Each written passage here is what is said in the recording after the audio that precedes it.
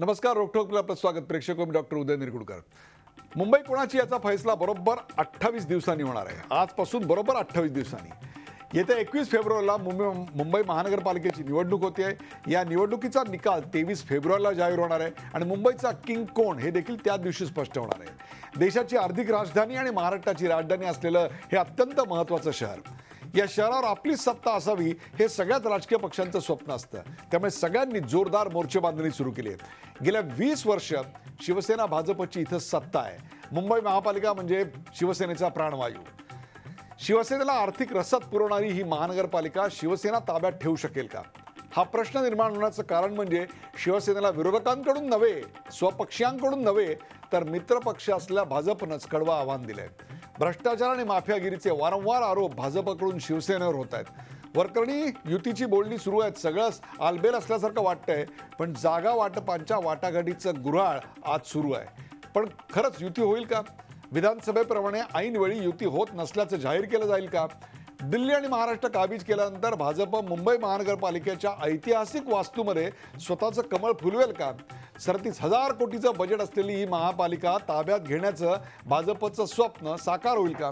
युतीच्या विरोधात काँग्रेस, राष्ट्रवादी काँग्रेस यांचं तगडं आव्हान त्यांच्यासमोर उभं राहू शकेल का?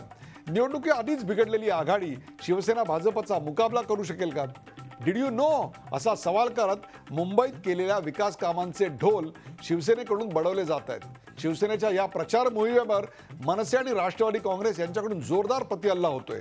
आरोप प्रत्यारोप शह काटश या सगळ्यांच्या रणधुमाळीत मुंबईकरांची नेमकी अवस्था काय आहे? यंदा महापालिकेच्या निवडणुकीत प्रचारात कोणते मुद्दे महत्त्वाचे ठरणार आहेत? रस्ते, वीज, पाणी, कचरा, गटार, आरोग्य, आणखीन काही अशा मूलभूत सोयी सुविधा हाच प्रचाराचा महत्त्वाचा मुद्दा असणार आहे का?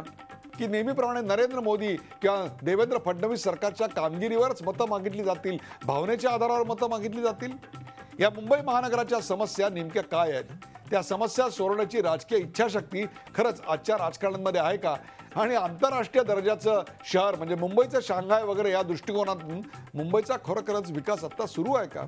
चला यासारख्या असंख्य प्रश्नांचा वेध घेऊयात आजच्या खास रोखोक कार्यक्रमात महापालिकांचा रणसंग्राम.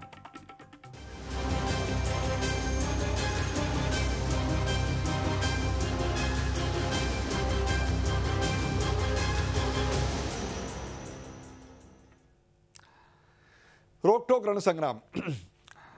आज या कार्यक्रमात सहभागी होत आहेत माझे सहकारी दिनेश दुखंडे आणि कृष्णात पाटील. या दोघांनाही आपण झी 24 तासचे प्रतिनिधी म्हणून ओळखतात. त्या दोघांचंही या कार्यक्रमात स्वागत.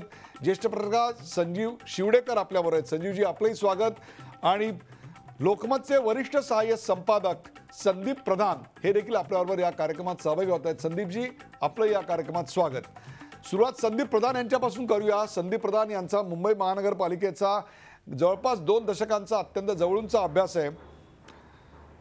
संदीप प्रधान, यावेळची निवडणूक आत्तापर्यंतच्या 2012 आणि त्याच्या आधी 2007च्या ज्या निवडणुका झाल्या मुंबई महानगरपालिकेच्या, त्यापेक्षा ही निवडणूक कोणत्या अर्थानं आपल्याला वैशिष्ट्यपूर्ण किंवा वेगळी वाटते? याची वैशिष्ट्य काय असं वाटतं आपल्याला? संदीप प्रधान.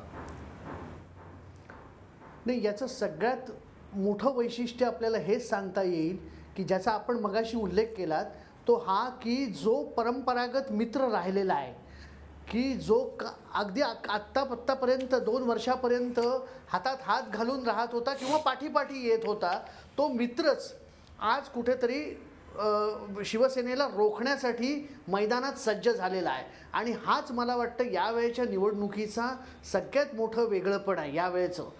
कारण असं आहे की शिवसेनेचं आपण जसं म्हणालं तसं गेल्या काही वर्षामध्ये जी 96-97च्या सुमारास 108-110 जागांवर असलेली शिवसेना आता खाली खाली उतरत मुंबईमध्ये 75 जागांपर्यंत आलेली आहे.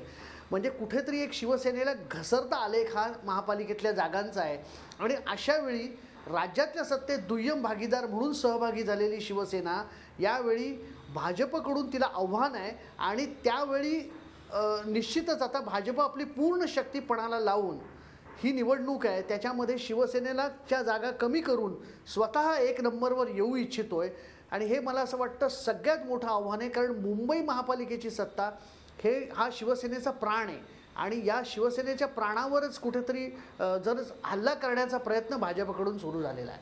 संदीप प्रधान, आत्ता एक प्रश्न असा आहे की मागच्या वेळी शिवसेनेची घसरण झाली आणि ते 75 जागांवर आले, परंतु त्यांच्या मतांची टक्केवारी जर आपण पाहिली तर ती 21.85 इतकी आहे. तर त्याच वेळा काँग्रेसच्या मतांची टक्केवारी 21.23, म्हणजेच शिवसेनेपेक्षा अत्यंत थोडी कमी मतं त्यांना मिळाली. परंतु जर आपण जिंकलेल्या जागांचा आलेख पाहिला तर काँग्रेसला 52 जागा आणि शिवसेनेला 75 जागा इतका मोठा फरक पडला. हा जो प्रत्येकाचा पारंपरिक असा मतांचा बालेकिल्ला बांधलेला असतो, असे अनेक मतांचे बालेकिल्ले जे आहेत त्याचं आत्ता प्रभाग समितीच्या रूपामध्ये नेमकं काय परिवर्तन होईल असं वाटतं आपल्याला, का ते तसेच राहतील? आपला काय अंदाज आहे? नाही, मुळात एक लक्षात घेतलं पाहिजे की आता या निवडणुकीमध्ये मराठी मतं जी आहेत ती आपण असं क्षणभर असं गृहीत धरलं की मनसेची आत्ताची सध्याची स्थिती बघता यापूर्वी जेवढा मनसेने फटका दिला तेवढा फटका जरी मनसेने दिला नाही तरी काही अंशी त्याचं विभाजन होणार. शिवाय मराठी मतं ही काही प्रमाणामध्ये इतर पक्षांमध्येही विभागली जाणार. पण त्याचवेळी आत्तापर्यंत जी गुजराती मतं असतील आणि इतर जी भाषिक मतं आहेत तर त्याचं जे काही प्रमाण शिवसेनेकडे जाणारं होतं, जे गेल्या विधानसभा आणि लोकसभा निवडणुकीमध्ये पूर्णपणे ही मतं ही भाजपने आपल्याकडे खेचली, तर तीच जर मतं पुन्हा खेचण्यामध्ये भाजप यशस्वी झालं तर मला असं वाटतं की निश्चितच शिवसेनेला याच्यात फटका बसू शकतो.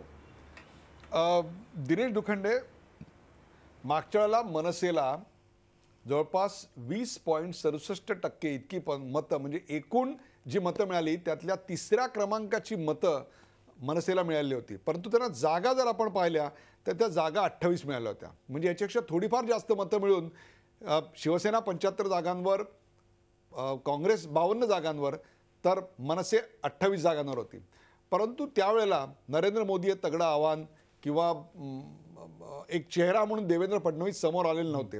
मनसेचं जे आकर्षण होतं ते आकर्षण खूप प्रचंड मोठ्या प्रमाणावर होतं. आत्ता ह्या क्षणाला मनसेची नेमकी काय अवस्था आहे, काय स्थिती आहे, त्यांचं आव्हान कितपत तगडं असं वाटतं आपल्याला?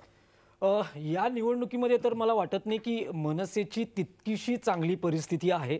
कारण आज शिवसेना भाजप यांनी संपूर्ण महापालिका निवडणुकीची प्रचाराची आणि चर्चेत राहण्याची यंत्रणा ही स्वतःवर केंद्रित ठेवली आहे. 2012च्या विशेषतः 2009 पासून ते 2012 पर्यंत मनसेच्या यशाचा आलेख हा चढता राहिलेला आहे. त्यासाठी मराठी अस्मितेपासून सुरू झालेलं आंदोलन हा एक मुद्दा होता आणि त्यानंतर मुंबई महापालिकासाठी उमेदवार निवडीची जी प्रक्रिया होती त्यांनी परीक्षा पद्धत राबवली होती आणि ती सर्वाधिक लोकप्रिय पद्धत बनली होती आणि मतदारांनी त्याचं स्वागत केलं होतं. त्यामुळे निश्चितच मराठी अस्मिता आणि विकासाचा मुद्दा, उमेदवारांच्या मुलाखती घेणं, त्यांना महापालिकेचं प्रशासकीय कामांचं ज्ञान, त्याची माहिती घेणं, या सगळ्या याने मनसेने लोकप्रियता कमावली. स्वतः राज ठाकरे प्रचंड फॉर्मात होते त्यांच्या भाषणांमधून किंवा त्यांच्या मुद्द्यांमधून. त्यामुळे निश्चितच त्यांचे मुंबई महापालिकेत 28, नाशिकमध्ये 7, पुण्यात विरोधी पक्षनेतेपद आणि ठाण्यात सुद्धा तीच परिस्थिती. शिवसेनेला पाठिंबा मागण्यासाठी ठाण्यामध्ये मनसेकडे यावं लागलं होतं, अशी परिस्थिती होती. मात्र नरेंद्र मोदी यांनी भाजपची सूत्र स्वतःकडे घेतल्यानंतर त्यांचा जो उदय झालेला आहे त्या संपूर्ण लाटेमध्ये एकूणच जी धोरणं आहेत, मग राज्यातली देवेंद्र फडणवीस सरकारची कामगिरी, केंद्रातली मोदींची कामगिरी, याच्यात स्वतः राज ठाकरे यांनी कार्यकर्त्यांना जो एक मेसेज द्यायला पाहिजे, एक अजेंडा किंवा एक कार्यक्रम द्यावा लागतो, तो कमी पडतोय किंवा मनसेचं पक्ष संघटन थोडंसं कमकुवत पडतंय. आजही राज ठाकरे यांनी समजा जर एक चांगला धोरणात्मक कार्यक्रम दिला, त्यांची व्यूहरचना किंवा ते चर्चेत येण्याचा त्यांनी जर प्रयत्न केला तर मनसे निश्चित मुसंडी मारू शकली असती. पण आता वेळ खूप कमी उरली, अत्यंत कमी दिवस राहिलेले आहेत मनसेकडे. त्यामुळे निश्चितच थोडीशी कामगिरी यावेळेस कमी राहील त्यांची, असा अंदाज व्यक्त केला जातोय. जे कल्याण डोंबिवलीमध्ये झालं तसंच अंदाज व्यक्त केला जातोय की मुंबई महापालिकेतही होईल. संजीव शिवडेकर, एक इंटरेस्टिंग फिनॉमिना मला आता यावेळी दिसते आणि ती म्हणजे विरोधी पक्षाची स्पेसच उरलेली नाही आहे. म्हणजे राजकारणावर जर बातम्या द्यायच्या असतील तर अर्ध्या तासाच्या बुलेटिनमध्ये आपण 6 ते 8 मिनिटाच्या बातम्या देतो. त्यातल्या 6 ते 8 मिनिटांपैकी 3 मिनिटाच्या बातम्या असतात या शिवसेनेनं भाजपवर काय टीका केली आणि उरलेल्या 3 मिनिटांमध्ये भाजपने त्याला पलटवार काय दिला याच्यावर असतात. त्यामुळे राष्ट्रवादी काँग्रेस किंवा मनसे काय टीका करत आहे ह्याची स्पेसच उरलेली नाही. एक प्रकारे सत्तारूढ आणि विरोधी हे दोन्हीच जागा या सत्तारूढ पक्षानेच घेतलेल्या आहेत. काय वाटतं आपल्याला? एक्झॅक्टली, तुम्ही अगदी म्हणजे मेन मुद्द्यावर हात ठेवलाय. आज हे दोन पक्ष डेअरिंग करतायत युतीच्या वाटाघाटी करायच्या, सीट शेअरिंगच्या, आणि नाही झाल्या तर तुटली तर वेगळं लढायचं. कारण त्यांना माहिती आहे की हे दोघं वेगळे लढले तर अपोजिशनची स्पेस आयदर शिवसेना किंवा बीजेपी घेईल. काँग्रेस आणि एनसीपीला जागाच नाही राहणार आणि मनसेलाही नाही राहणार, कमी होतील बऱ्याप्रमाणे. तुम्ही मगाशी जसं सांगितलं की टक्केवारी जरी मिळून सगळ्यांना जवळजवळ 20% मतदान मिळाले. 1% म्हणजे फार नाही, कारण मुंबई महानगरपालिकेचे वोटिंगच 25-30,000 होते, 8,000 जिंकतो, तर 1% फार मोठा नाही. तरीसुद्धा डिफरन्स ऑफ सीट्स शिवसेनेकडे 75, काँग्रेसकडे 51 आणि मनसेकडे 28 आहे. 1%मुळे एवढा फरक नाही पडू शकतो. त्यांना माहिती आहे हा पूर्ण गेम जो आहे वोटिंगचा, की पूर्ण फोकस फक्त सेना बीजेपीवर ठेवायचं. युती झाली तर ठीक, नाही झाली तर कल्याण डोंबिवलीसारखं दोघं यायचं.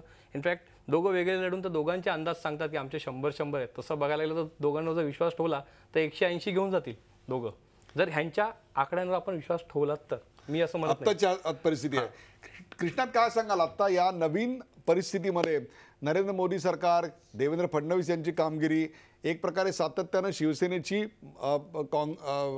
भाजपच्या सरकारवर होणारी टीका, नरेंद्र मोदींवरची होणारी टीका, किंवा भाजपचे जे स्थानिक नेते आशिष शेलार असतील किंवा आणखीन काही, यांची सातत्यानं शिवसेनेच्या कार्यक्रमावरील टीका, पारदर्शक अजेंड्याची केलेली मागणी, या सगळ्या पार्श्वभूमीवर कोणती नवी राजकीय समीकरणं युतीमध्ये आणि आघाडीमध्ये जन्माला येतील असं वाटतं आपल्याला? समीकरणांचा विचार केला गेला तर शिवसेना भाजप वेगळी लढली आणि एकत्र लढली तरी निवडणुकानंतर काय निकाल असेल तर ते कल्याण डोंबिवलीप्रमाणेच राहील की दोन्ही पक्ष एकत्र येतील. परंतु ज्या पद्धतीनं गेल्या काही दिवसांमध्ये भाजपनं मुंबईमध्ये केलेली हवा लक्षात घेता मागील वेळापेक्षा त्यांचं जे ताकद जी आहे, म्हणजे विधानसभेला दिसून आलेली की 15 आमदार आलेले आहेत, तर त्या बळावर त्यांनी जवळपास म्हणजे विधानसभा निवडणुकीमध्ये 120पेक्षा जास्त वॉर्डमध्ये ते पहिल्या क्रमांकावर होते. त्यामुळं त्यांचा जो कॉन्फिडन्स आहे तो नक्कीच वाढलेला आहे. तर भाजपच्या तुलनेत शिवसेनेचा जो आहे तो 14 आमदार विधानसभेला निवडून आले होते. परंतु शिवसेनेचं जी संघटनात्मक बांधणी आहे ती लक्षात घेता इतर पक्षांची, इव्हन भाजपची देखील संघटनात्मक बांधणी आहे ती अगदी खालच्या ग्रासरूट लेवलला, म्हणजे अगदी इमारत प्रमुख असू दे किंवा गट प्रमुख असू दे, इथंपर्यंतची जी बांधणी आहे ती सर्वाधिक जास्त शिवसेनेची आहे. आणि शिवसेनेला सर्वाधिक जास्त आत्तापर्यंत सत्ता मिळत आली की मराठी माणसाचे कैवार घेऊन म्हणजे किमान मुंबईत मराठी जगला पाहिजे, मुंबईत मराठी राहायला पाहिजे, या अर्थानं शिवसेनेला भावनिक हेतूनं आतापर्यंत लोकांनी मदत करत आलेले आहेत. म्हणजे असा काही शिवसेना खूप चांगल्या पद्धतीनं मुंबईत काम करतोय आणि हे नाही आहे असंच. मला तुला एक असा प्रश्न विचारायचा, नंतर हाच प्रश्न घेऊन मी दिनेशकडे पण जाणार आहे.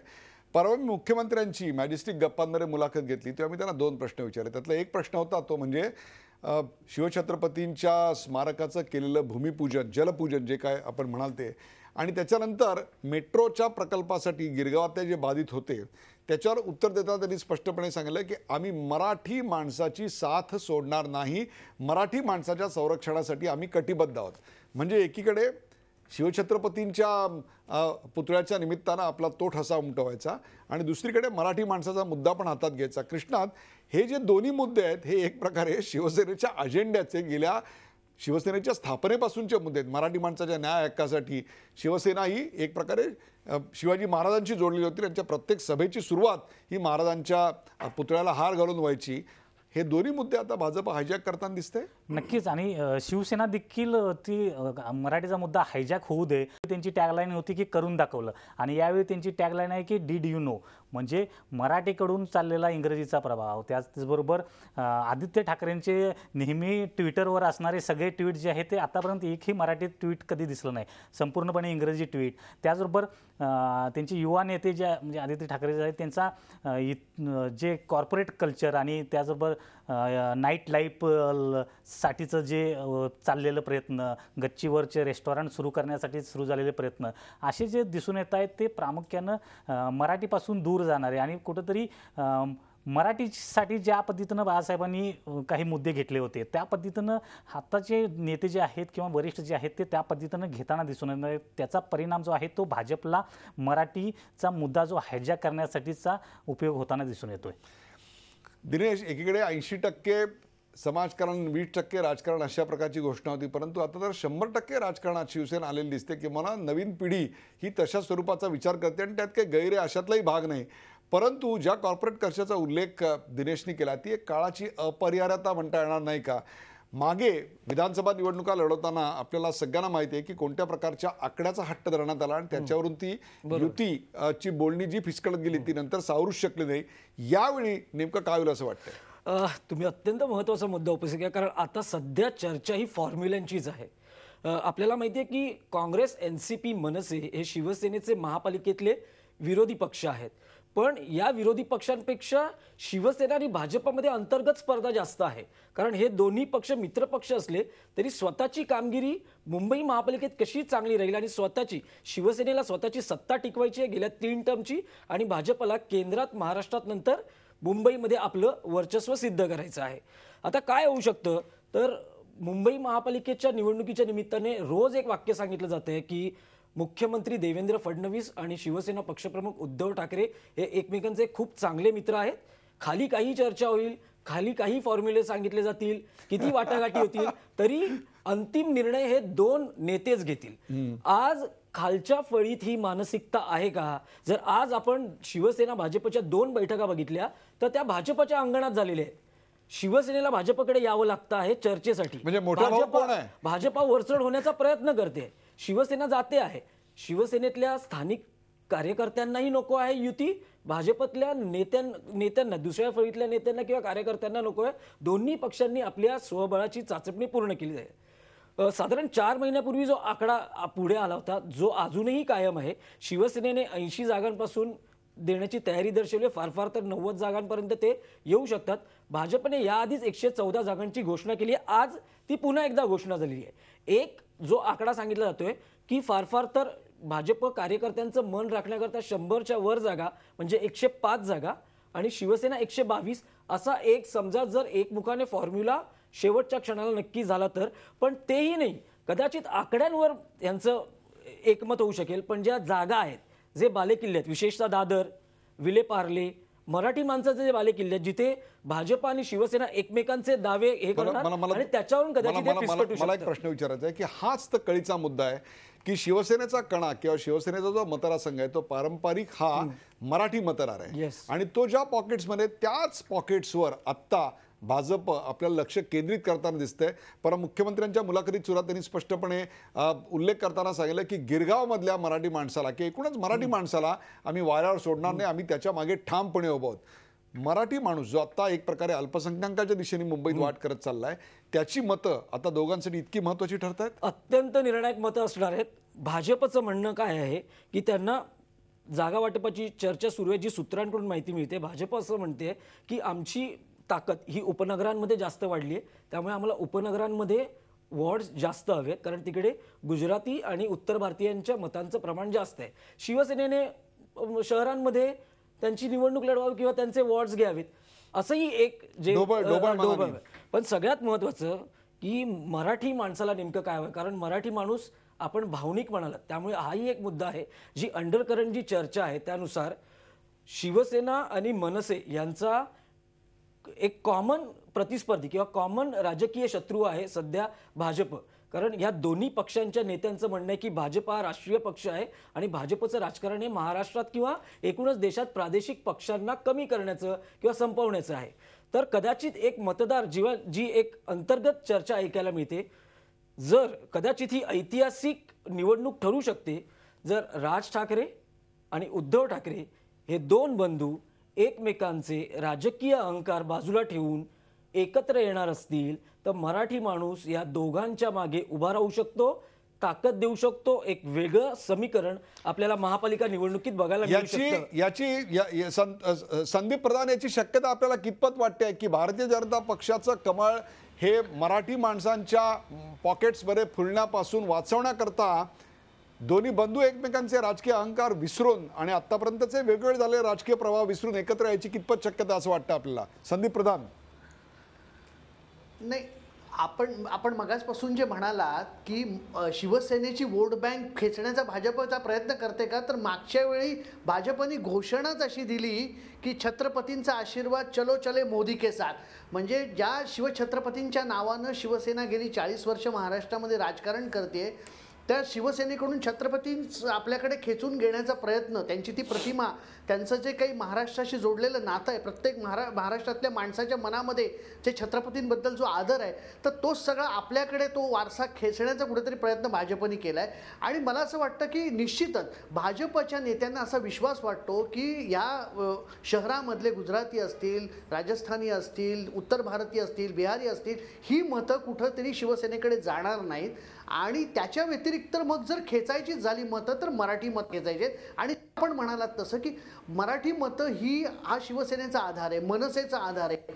आणि अशा वेळी जर समजा आपली वोट बँक जर आपल्याकडून खेचली जाणार असेल, आपल्या पायावरच मुळावरच जर वार केला जाणार असेल, तर हे दोन बंधू निश्चितच अगदी जाहीरपणे नाही पण निदान काही म्हणजे सीटच्या संदर्भात की जिथं ज्या पक्षाच्या निवडून येणाऱ्या सीट आहेत तर तिथं एक प्रबळ उमेदवार न देता कमकुवत उमेदवार देणं किंवा एखादा उमेदवार समजा नसला तरी सुद्धा ती जागा सोडून देणं अशा पद्धतीचाही प्रयत्न करू शकतात. आणि मी तर म्हणतो असंही नाही, कदाचित असं आहे की भाजपचं हे आक्रमण इतकं भीतीदायक वाटतंय प्रादेशिक पक्षांना की महाराष्ट्रातले जे प्रादेशिक पक्ष आहेत ते सुद्धा या स्थानिक स्वराज्य संस्थांमध्ये स्थानिक पातळीवर अशा पद्धतीने छुपी समझोते करायला मागे पुढे पाहणार नाहीत, कारण त्यांच्या अस्तित्वाचाच प्रश्न निर्माण झालेला आहे.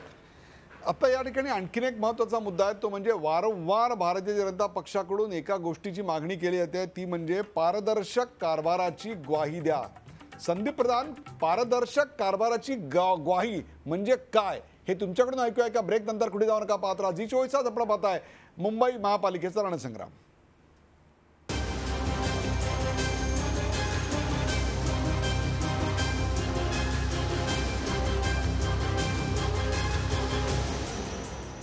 महापालिकांचा रणसंग्राम. आपण मुंबई संजीव शिवडेकर आहेत. ब्रेकवर जाण्यापूर्वी एक प्रश्न मी विचारला होता, त्याचं उत्तर आता घेऊया संदीप प्रधान यांच्याकडून. संदीप प्रधान, पारदर्शक कारभाराची ग्वाही द्या असं सांगून भाजप शिवसेनेला कोंडीत पकडू पाहत आहे का?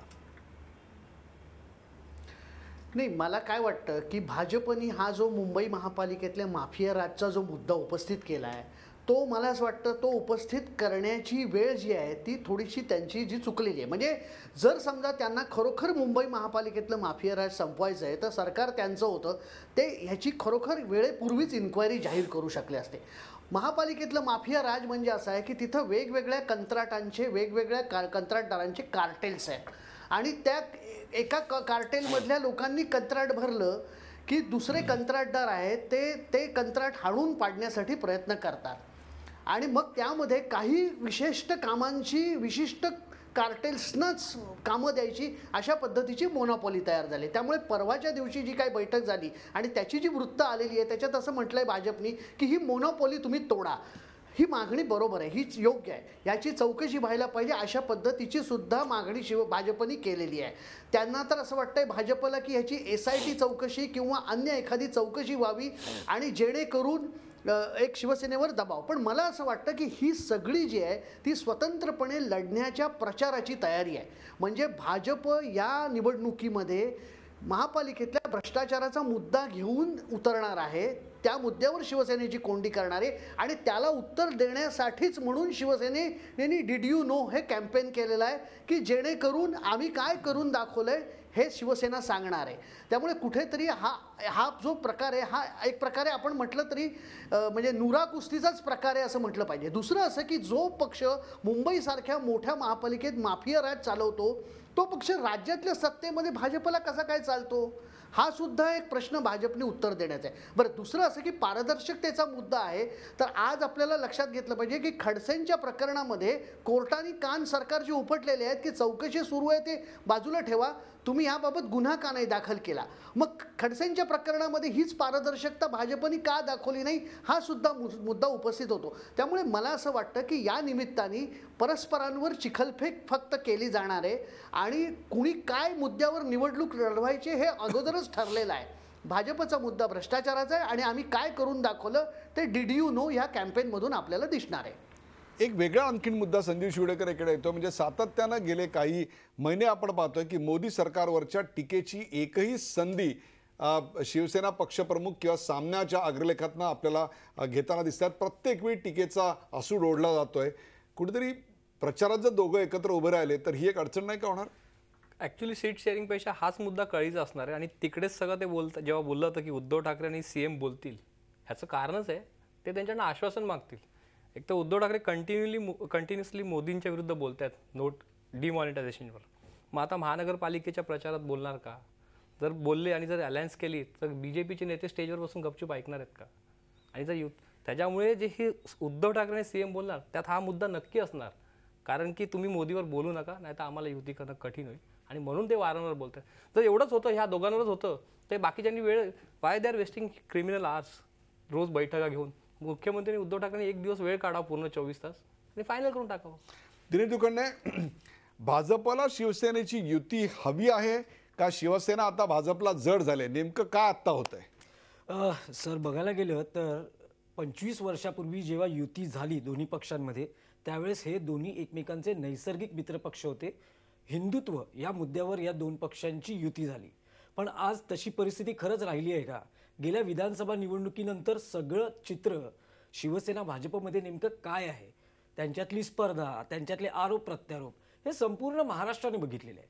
शिवसेनेने राजकीय अपरिहार्यता म्हणा किंवा राजकीय असहाय्यता म्हणा, त्यांच्यावर पक्षांतर, उद्धव ठाकरेंवर मी थेट दबाव असं म्हणणार नाही, पण पक्षातूनही अंतर्गत जी मागणी झाली असणार त्यानुसार भले विधानसभा निवडणुका वेगळ्या लढवल्या पण ते सरकारमध्ये सहभागी झाले. मग केंद्रातली आपल्याला स्थिती माहिती आहे नेमकं काय आहे की त्यांना दुसरं मंत्रिपद मिळालं नाही, एका मंत्रिपदावर त्यांना समाधान मानावं लागलं आणि राज्यातही त्यांच्या मंत्र्यांकडे अधिकार नाही आहेत अशी वारंवारची स्थिती आहे. या सगळ्या सिच्युएशनमधून जाताना उद्धव ठाकरे यांची जी मानसिकता आहे ते वेळोवेळी भाजपवर नोटाबंदी हा मुद्दा असेल, वेगळ्या विदर्भाचा मुद्दा असेल, महापालिकेतल्या एकूण सगळ्या कारभाराचा मुंबई मुद्दा महाराष्ट्रापासून तोडण्याचा मुद्दा असेल, भाजपवर वेळोवेळी ते टीका करताना दिसत आहेत. या क्षणाला असं जर बघायचं झालं तर स्थानिक कार्यकर्त्यांची जी भावना आहे की युती नको आहे, तीच कदाचित भावना उद्धव ठाकरेंची असावी. कदाचित ते एका वेगळ्या नैसर्गिक मित्राच्या शोधात असावेत किंवा मग स्वबळाची चाचपणी पूर्ण झाली असावी. फक्त मुद्दा इतका आहे की स्थानिक कार्यकर्त्याची जी भावना आहे त्याचा मान राखला जाणार का? स्वबळाचा मुद्दा काढल्यास म्हणून हा प्रश्न येतोय की खरोखरच भारतीय जनता पक्ष अथवा शिवसेना दोघंही कुठल्याही पक्षाचा कुठल्याही प्रकारचा आधार न घेता स्वबळाच्या आधारावर सर्वच्या सर्व जागा लढवायला सक्षम आहे असं वाटतंय? दोन्ही पक्ष हे स्वबळावर निवडणुका लढवतील. मात्र समजा जर युती फिसकटली तर हे स्वाभाविक आहे, पण होईल ते कल्याण डोंबिवलीत सारखंच. समजा जर त्यांनी कोणाचा समजा नवा मित्र शोधला नाही तर त्यांना सत्ता स्थापन करण्यासाठी पुन्हा एकत्र यावं लागणार.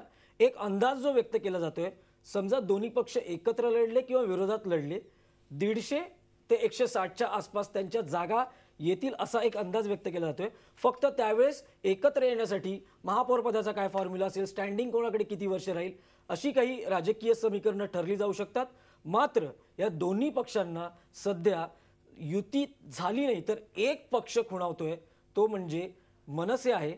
मनसे अध्यक्ष राज ठाकरे यांनी याआधीच चाचपणी केलेली आहे. भले त्यांनी विधान नंतर थोड्याफार प्रमाणात वेगळं किंवा त्या विधानापासून ते कदाचित हटलेही असतील, पण त्यांनी सांगितलेलं आहे की आपण यावेळेस युती करण्यास तयार आहोत. समजा जर तसा प्रस्ताव आला तर समजा शिवसेना भाजपमधली बोलणी फिसकटली तर मनसे यांच्यासाठी एक मित्र असू शकतो. भाजपसाठी मराठी पॉकेट्समध्ये, कारण आज मनसेची बार्गेनिंग पॉवर तितकी नाही आहे की आम्हाला इतक्याच जागा द्या, अशा वेळेस मनसे स्वतःचं अस्तित्व राखण्यासाठी एखादा समाधानकारक फॉर्म्युला स्वीकारू शकतो. मग तो शिवसेनेकडून आला काय किंवा भाजपकडून आला काय. आता मुद्दा या ठिकाणी असा येतोय की मनसेला मागच्या वेळी 28 जागा होत्या आणि 20.67% मतं होती, तर काँग्रेसला 52 जागा होत्या आणि 21.23% मतं होती. तर राष्ट्रवादी काँग्रेसला आपण पाहिलं तर 13 जागा होत्या आणि 6.56% त्यांना मतं होती. निश्चितच यावेळी आत्ताची जी स्पर्धा दिसते ती लक्षात घेता NCPची मतं कमी व्हायची शक्यता आहे, काँग्रेसची मतं कमी व्हायची शक्यता आपल्याला नाकारता येत नाही आणि मनसेची तर नक्कीच कमी होतील असं दिसतंय. मग ही जी मतं आहेत, ही मतं कोणाच्या पारड्यात पडून त्यांचा आकडा वाढेल, शिवसेनेचा की भाजपचा? आत्ता या क्षणाला सांगणं तितकंसं कठीण असेल, कारण शेवटी प्रचाराला सुरुवात व्हायची. आता हे फॉर्म्युलांवर चाललेलं आहे. ज्यावेळेस प्रत्यक्ष प्रचाराला सुरुवात होईल, हे एकत्र लढतायत की विरोधात लढतायत, आणि समजा विरोधात लढले तर ज्या पद्धतीने कल्याण डोंबिवलीमध्ये एकमेकांवर हल्लाबोल केला होता, वाघाच्या जबड्यात घालून हात मोजती दात, असं स्वतः मुख्यमंत्री बोलले होते. मुख्यमंत्री म्हणजे शिवसेनेकडून आरोप झाला होता की यांनी पोलीस यंत्रणेचा, गृह खात्याचा वापर केला. एकनाथ शिंदेंनी शिवसेनेच्या व्यासपीठावर मंत्रिपदाचा राजीनामा देण्याचं एकूण जी काय भूमिका मांडलेली आणि सगळं वातावरण भावनिक केलं होतं. तर काय मुद्दे असतील? विकास राहील बाजूला, एकमेकांवरची टीका आणि संपूर्ण प्रचार हे दोन्ही पक्ष स्वतःकडे कॉन्सन्ट्रेट करतील आणि मतदारांना फक्त वाटेल की निवडणूक ही शिवसेना भाजपमध्ये आहे आणि नेमका मतदानाच्या दिवशी तो मतदार काय विचार करून जातो शिवसेना भाजपच्या दृष्टीने, कोणाच्या पारड्यात मत टाकायचं, त्यावर हे सगळं अवलंबून असेल. पण प्रत्यक्ष प्रचाराला सुरुवात होईल तेव्हा आणि स्वतः पंतप्रधान नरेंद्र मोदी हेही प्रचाराला येऊ शकतात अशी एक आपल्याला माहिती मिळते.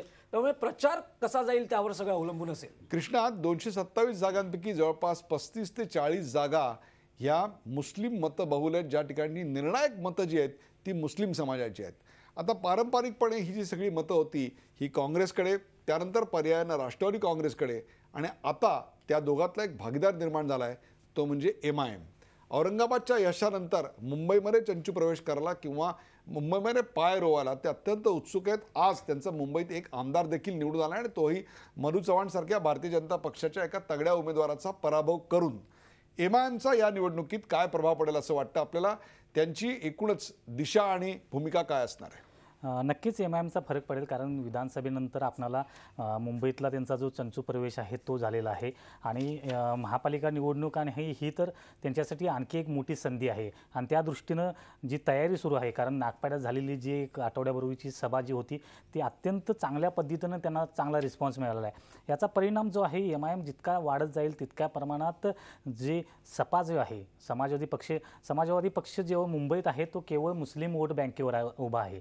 ज्यामुळं MIM वाढत जाते याचा हा फटका सर्वात जास्त समाजवादीला पडतो, त्यानंतर काँग्रेसला पडेल. कारण काँग्रेसची वोट बँक ही प्रामुख्यानं मुस्लिम वोट बँक ही जी राहिलेली आहे. कारण तुम्ही जर मुंबादेवी परिसर असू दे किंवा भायखळ्यातला नागपाडा परिसर असू दे, मोहम्मद अली रोडचा, भेंडी बाजारचा हा सर्व परिसर असेल, हा जुना जो आहे तो काँग्रेसचे. आता तुम्ही डोंगरे एरियातले जर तिन्ही नगरसेवक घेतले तर तिन्ही काँग्रेसचे नगरसेवक आहेत. परंतु आत्ताची परिस्थिती MIM नंतर तिथली परिस्थिती जी आहे ती बदललेली आहे. आता त्या ठिकाणी MIMनं चांगली आपली ताकद निर्माण केलेली आहे. नागपाडामध्ये देखील समाजवादी पक्ष आणि त्यानंतर MIM अशी दोन जे हे आहेत पक्ष तिथं प्रामुख्यानं लढत होऊ शकते. काँग्रेस तिथून कमी प्रमाणात तिथून बाजूला फेकला जाईल काय अशी शक्यता दिसून येते. दिनेशकडने धर्माच्या आणि भाषेच्या नावावर मतं मागायला आपल्याकडे सुप्रीम कोर्टानं बंदी घातलेली आहे. त्यामुळे या येऊ घातलेल्या निवडणुकीमध्ये सर्वात जास्त फटका त्याचा कोणाला बसणार आहे? शिवसेनेला, मनसेला की भारतीय जनता पक्षाला? मला असं वाटतं की शिवसेना आणि मनसे यांना सर्वाधिक फटका बसू शकतो. कारण एकूणच या दोन पक्षांचं जर राजकारण बघितलं तर भावनिक अस्मिता या विषयांवर आलेलं आहे. मग शिवसेनेचं हे हिंदुत्व आणि मराठी अस्मिता आणि मनसेचं हे भाषा अस्मिता हा मुद्दा किंवा मराठी भाषिकांना प्राधान्य. भाजपला फॉर्म्युला सापडला आहे, ते विकासाचे मुद्दे घेऊन येत आहेत. हिंदुत्व त्यांच्याबरोबर आहेच, पण ते विकासाच्या मुद्द्यानं, कारण मुख्यमंत्री आणि स्वतः पंतप्रधान ज्या पद्धतीने योजना आणि लोकांसाठी विविध उपक्रम, तर त्याची जास्त जाहिरात करताना दिसत आहेत. आणि आपल्याला एकूण हे केंद्रातही म्हणजे देशभरातही पाहायला मिळत असेल किंवा महाराष्ट्रातही पाहायला मिळेल, कारण सगळ्या ज्या संकल्पना आहेत ह्या विकासांवर आधारित आहे. कदाचित शिवसेना आणि मनसेची कोंडी होऊ शकते या मुद्द्यावर, कारण सर्वोच्च न्यायालयाचे आदेश आहेत आणि निवडणूक आयोगही ते तितक्याच स्ट्रिक्टपणे फॉलो करेल. पण शिवसेनेकडून ज्या किंवा मनसेकडून भूमिका व्यक्त झाल्या आहेत की आम्हाला या सर्व अस्मितांचा किंवा धर्माच्या आधारावर किंवा अस्मितेच्या आधारावर मतं मागण्याचा आम्हाला अधिकार आहे आणि ती आमची स्ट्रॅटेजी आहे आणि आम्हाला त्याचा अभिमान आहे. आणि कुठलीही जरी कायदेशीर किंवा निवडणूक आयोगाने जरी कुठली कारवाई केली तरी ती फेस करायला आम्ही तयार आहोत. आणि त्या भावनिक मुद्द्यावर ते जास्त राजकारण त्यावर कॅश करू शकतात. किंवा संजय शिवडेकर, काय असणार आहे मग प्रचाराचा मुद्दा? एकीकडे धर्म, जात याच्या मुद्दे मांडण्यावर एक प्रकारची भाषा, याच्यावर हल्ली बंधन एका बाजूला आहेत, तर दुसरीकडे एकमेकांच्या उखाळा काढून निगेटिव्ह अशा स्वरूपाची प्रतिमा करून आपल्याला मतं मिळत नाहीत याची राजकीय पक्षांना जाणीव झालेली आहे. 25 ते 30 लाख मतदार आपल्याकडे नवे म्हणून गणले गेलेले आहेत, नवीन आलेले आहेत. या सगळ्या मतदारांना आकर्षित करण्याकरता कोणत्या प्रकारची प्रचाराची रणनीती राजकीय पक्षांसाठी महत्त्वाची ठरणार आहे? खरोखरच लोक भावनेच्या आधारावरच फक्त मतदान करतील, एखाद्या भीतीच्या आधारावर की मुंबई ही मराठी माणसाच्या हातून निघते की काय, मुंबई ही महाराष्ट्रातून तोडली जाते की काय, याच्या आधारावर संजीव शिवडेकर मतदान करतील की विकासाच्या मुद्द्यावर किंवा ज्याला आपण म्हणतो इन्फ्रास्ट्रक्चरच्या मुद्द्यावर मतदान करताना दिसतील?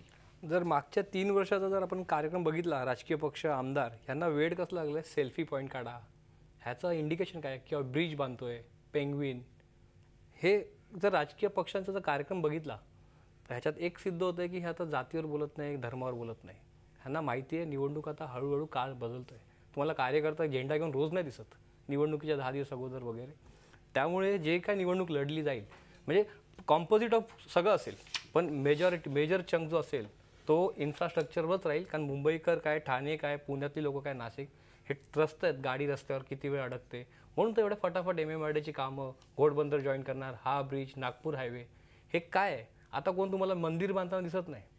कोण बीजेपीने मोदीने फक्त मंदिराचं नाव रेल्वे स्टेशनला म्हणजे पूर्ण मोदीची निवडणुकीत म्हणजे पंतप्रधान व्हायच्या अगोदर राम मंदिराचा मुद्दा कुठे होता? सगळ्यात कळीचा मुद्दा ज्याच्यावर भाजप पहिल्यांदा 92 वाजपेयी अडवाणीची रथयात्रा काढली, त्याचा फायदा त्यांना नाही झाला. अख्खी रथयात्रा काढून पण ते पंतप्रधान नाही झाले.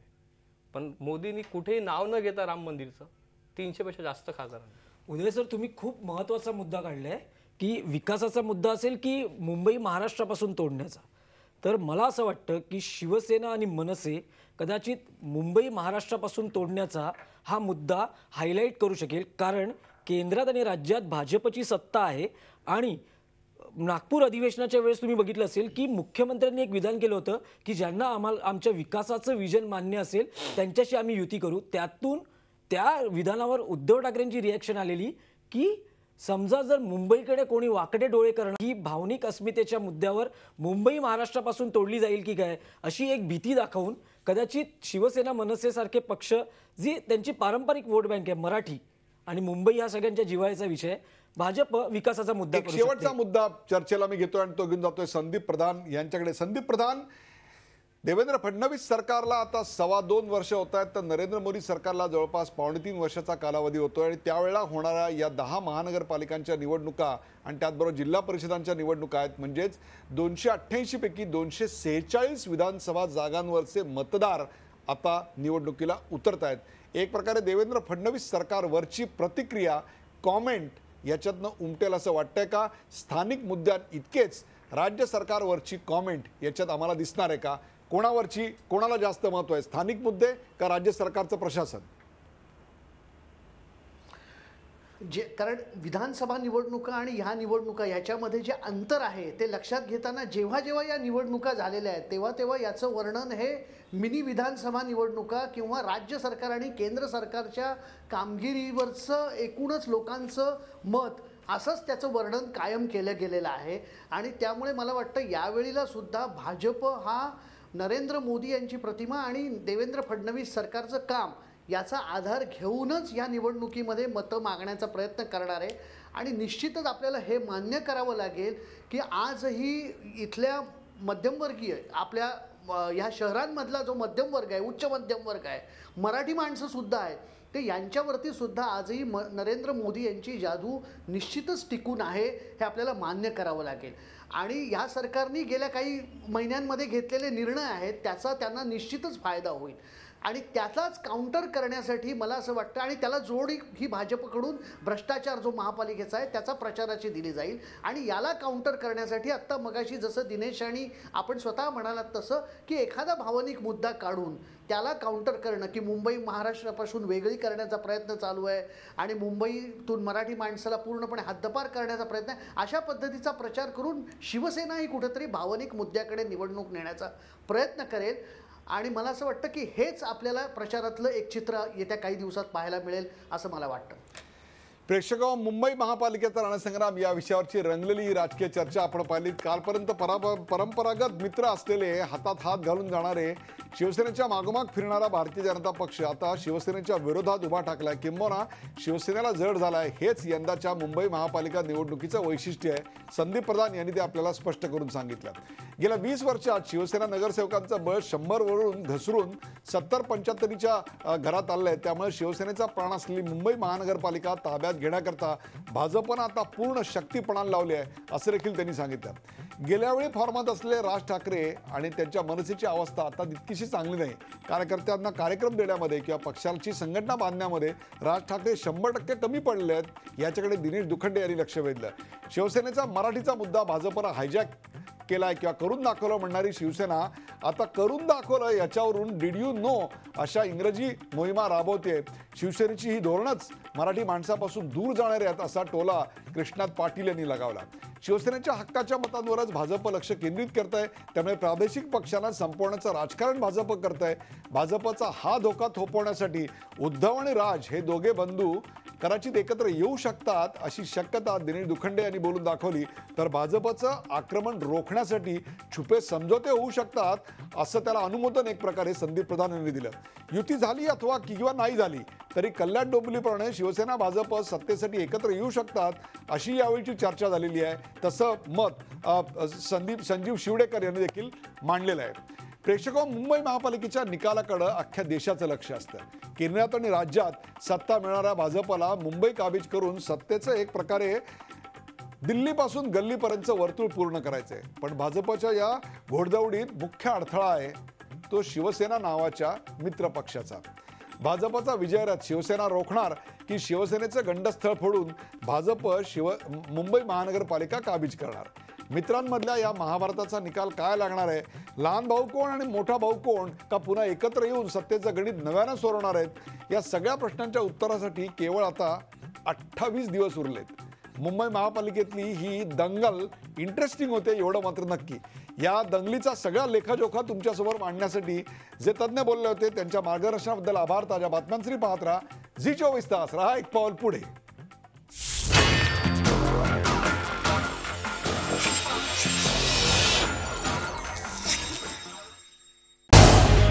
झी 24 तास रहा एक पाऊल पुढे.